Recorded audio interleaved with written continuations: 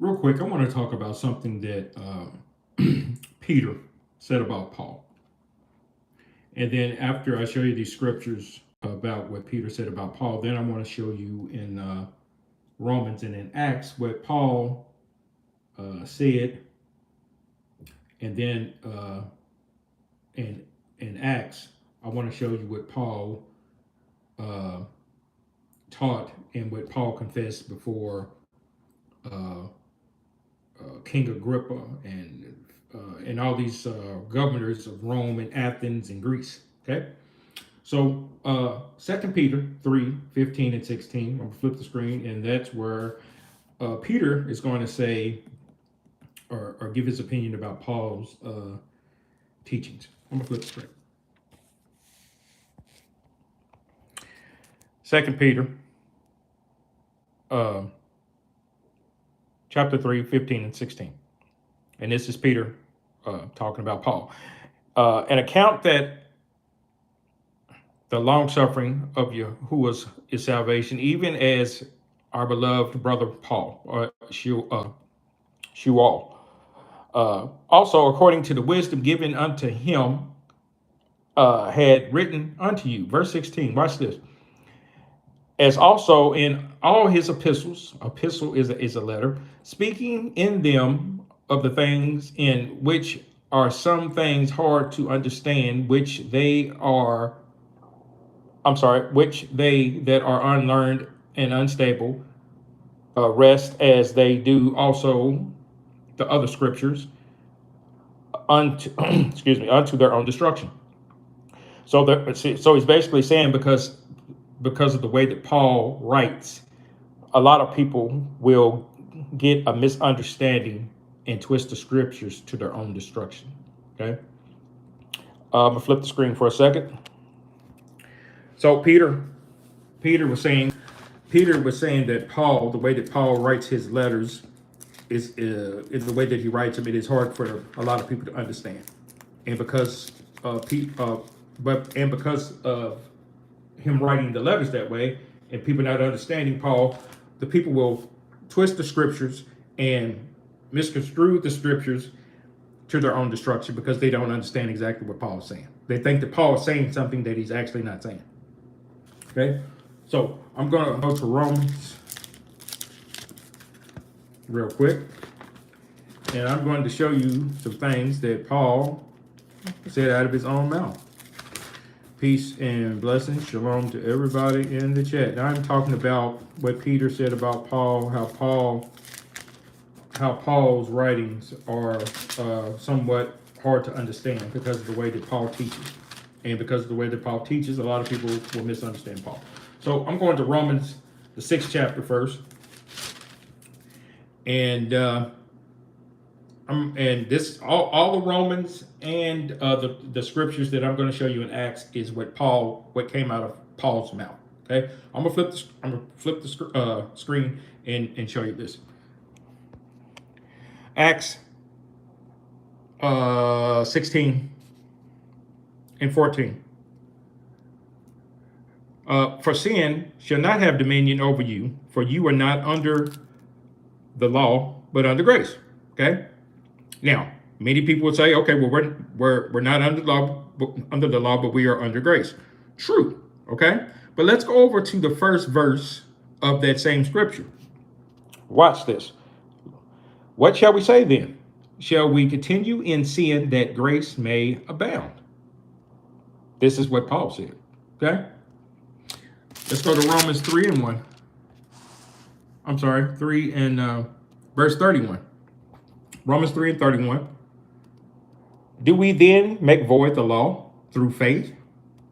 God forbid. Yeah, we established the law. Okay. Let's go over to Romans 7 in verse 1, starting in verse 1.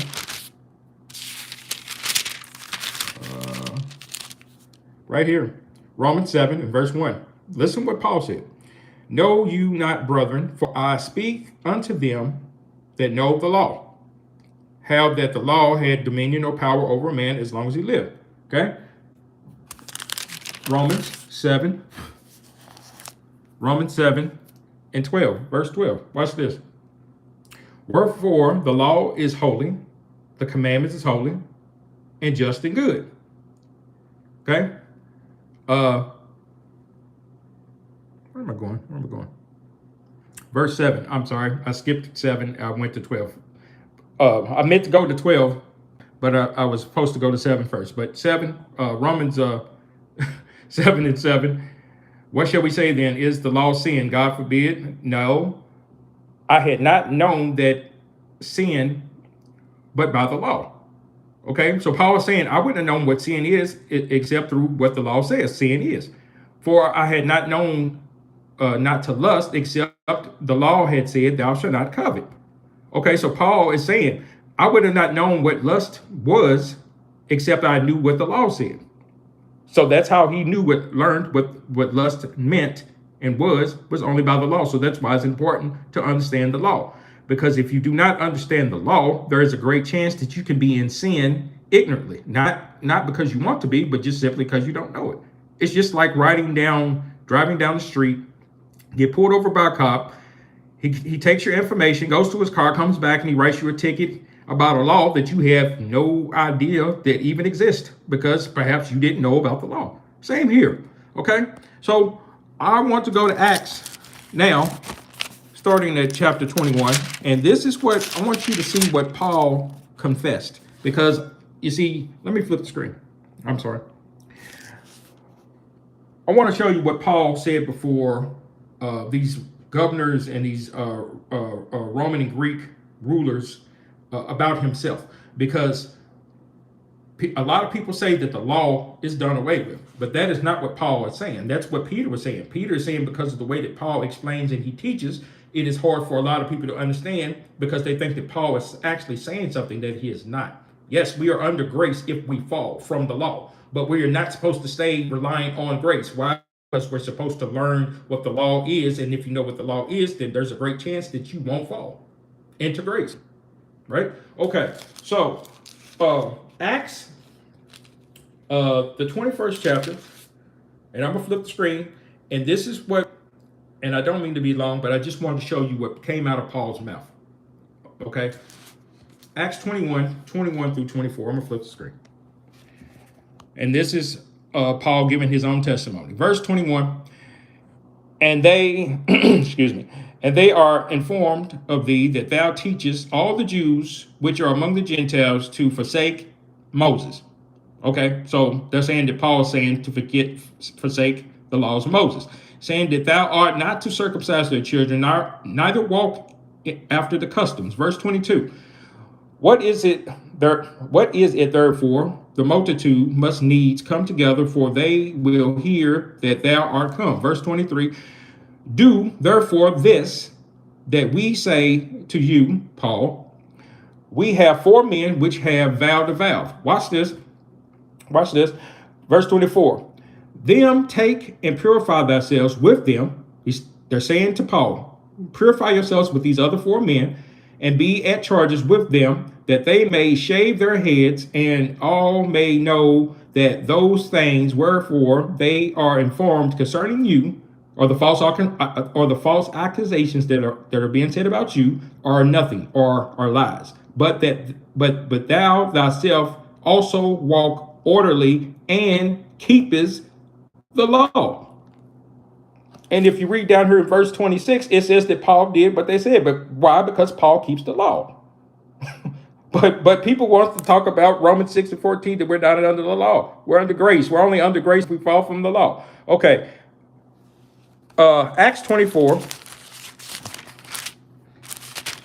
verse 12 and 14. Watch this. Acts 24, verse 20.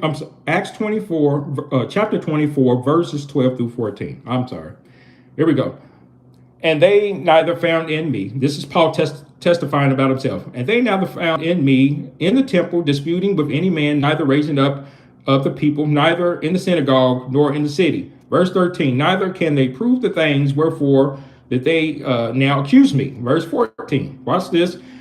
But this I confess unto thee, that after the way which they call a heresies, so worship I the God of my fathers, believing all things which are written in the law and in the prophets. So Paul is still saying here, yes, they say that I am causing this trouble, but I am not. And I'm only saying that I worship the God of my fathers, which are written in the laws and by the prophets. Peace to everybody in the chat. Last verse, last scripture, Acts 28 and 13. Where we get? Acts 28 verse 13. Wait a minute. 23. I'm sorry. Acts 28 and 23. Here we go. And this, I'm gonna start at verse 22 to give you some context. Now, listen to this. Now, Paul is over in Rome, or over in it's either Rome or Greece. But watch this, verse 22. But we desire to hear of thee what thou thinkest, for as concerning the sect, we know that everywhere it is spoken against. Verse 23. Watch this.